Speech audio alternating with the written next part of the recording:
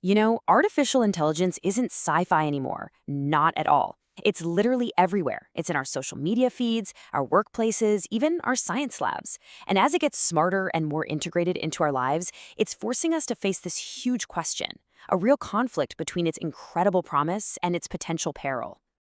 And really, the whole debate boils down to this one question. Is AI this amazing tool that's going to unlock the next level of human potential? Or is it something that might actually make us less creative, less ingenious, maybe even, a little bit obsolete? Figuring this out is absolutely key to navigating the future we're all building together. So, to really get our heads around this, we have to look at two big competing ideas. On one side, you've got what's called cognitive augmentation. This is the optimistic view, right? The idea that AI is like a partner for our brains, something that makes us smarter.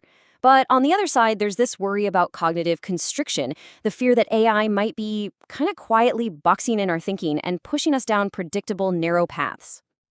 Okay, so let's start with the promise, the really exciting part.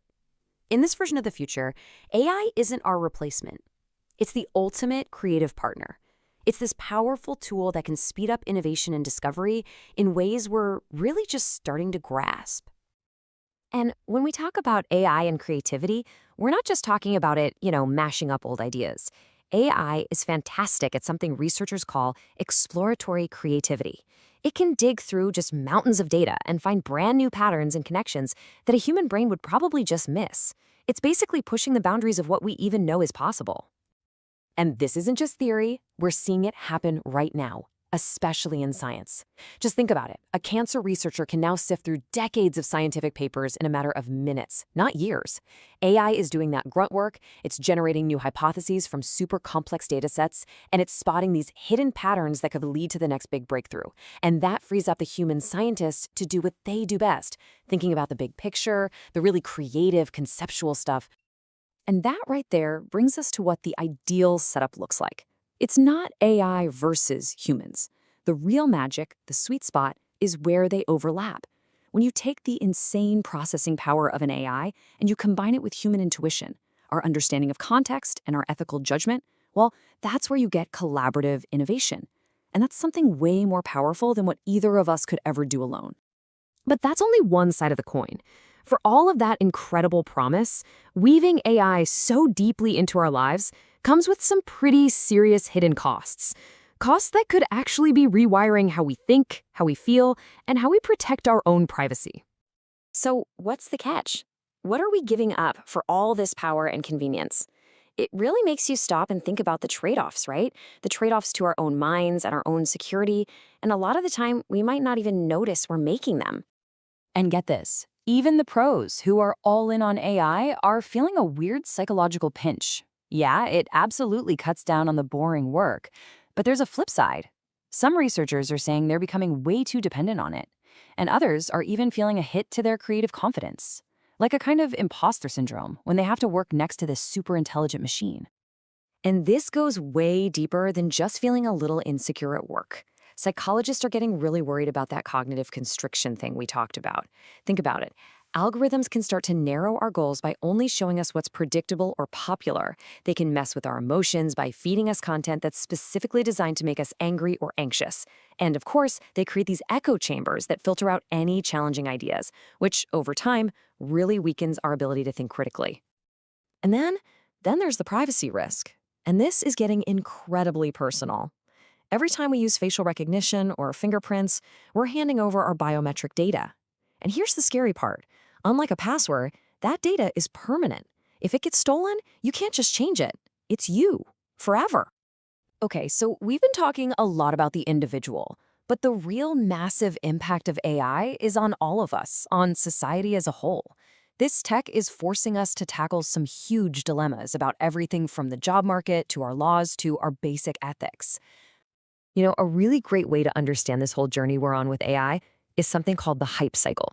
Pretty much every big world-changing technology follows this exact pattern. It goes from crazy excitement and totally inflated expectations, then crashes down into disappointment before we finally figure out how to actually use it in a productive way. As we go through these stages, ask yourself, where do you think we are right now? So the whole cycle is like a 5-act play. It kicks off with the innovation trigger, some cool new breakthrough.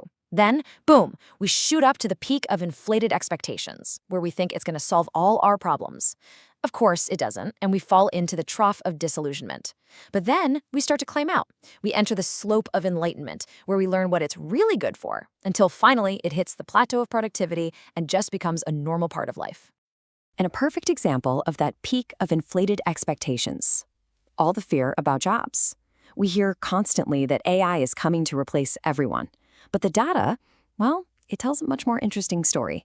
This forecast for the UK shows that while AI might replace about 7 million jobs, it's also expected to create 7.2 million new ones. So it's not really a story about destruction. It's a story about transformation. The workforce is evolving. But that job transformation doesn't just wipe away the other really serious system-wide problems. We're talking about things like algorithmic bias showing up in who gets hired or who gets arrested. We're talking about sneaky data collection for surveillance. All of these things are huge threats to our privacy and our freedom. The fundamental issue is that our laws and our ethical rules just weren't designed for this kind of technology, and now we're all playing a frantic game of catch-up. And all of this leads us to the biggest, most important questions of all. We're not just talking about some cool new gadget anymore. We are talking about the basic blueprint for our future society.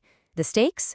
They honestly couldn't be any higher, and we have to be incredibly careful about the path we choose to go down. And that forces us to grapple with an even more radical thought. When you think about some of AI's most powerful uses, things like autonomous weapons or mass surveillance, some experts are arguing the real debate isn't about how to use them responsibly. The pivotal question is, should we be using them at all? So, where does that leave us? What do we do? Well, the good news is, a lot of smart people have laid out a pretty clear path forward. The general agreement is that we have to build AI with ethics baked right in from the start, not just tacked on as an afterthought. We need strong regulations to hold people accountable. We need to educate the public so everyone understands what's at stake. And, most importantly, we need to focus on collaboration, on making humans better, not replacing them. And at the end of the day, this is where we land. We know for a fact that AI is going to change our world in 1,000 different ways. But the biggest question, the one that's hardest to answer, is this. As we keep building these incredible, intelligent machines, how are they, in turn, going to rebuild us? That's the question that's going to define the next chapter of human history.